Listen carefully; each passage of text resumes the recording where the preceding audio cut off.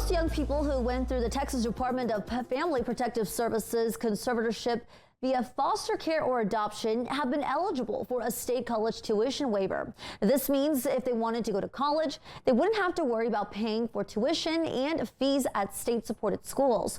But as our Blessing Wichuku shows us, that's not the case for two South Central Texas parents. I spoke with a San Antonio mom and an Austin dad. Both fostered and adopted their children, who they enrolled in a special program at a public Texas university.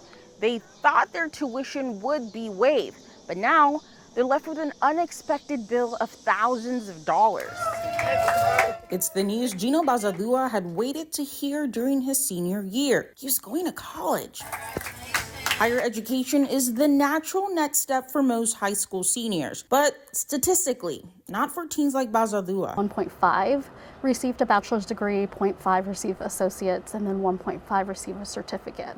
And so that's, a little over 3% receiving any type of degree or certificate program, even though they have access to the tuition waiver letter. Emily Dang works with teens and young people aging out of the foster care system, a system Bazadua was part of until Oriala Bazadua came along and told him and his big brother, welcome home. They're forever family.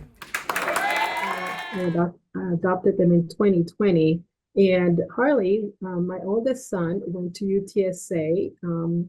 And as a foster child, they get the benefit of getting their tuition waived. Bazadua got accepted into a new program at Texas State University called Bobcat Rise. It's a 4-year experience for students with special needs to help them be more independent, learn life skills, and have that college experience. His mom expected the education to also be paid for by the state. It wasn't. I believe the waiver is only for college credit courses, but this is because it's for special needs students. He is not going to get a diploma, but he will get a certificate. A tough lesson Bazadua and another parent in her shoes had to learn just weeks into the fall semester. Originally, when I got his tuition or his tuition statement, that was all waived with his tuition waiver.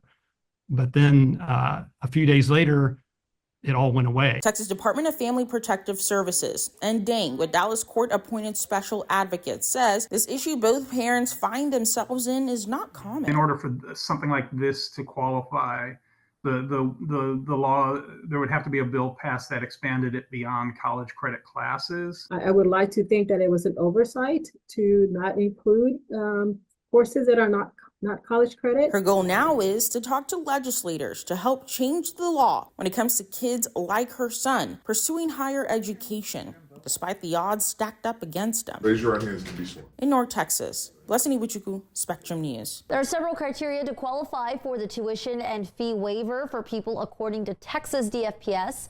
You can qualify if you were in DFPS conservatorship before your 18th birthday, if you were adopted on or after September 1st, 2009, and much more. Now, kids who were adopted before aging out of foster care have the tuition credit for a lifetime. Those who aged out have until they're 25 years old to enroll in a college course to get the lifetime education benefit. A Barrow County judge has denied Texas Attorney General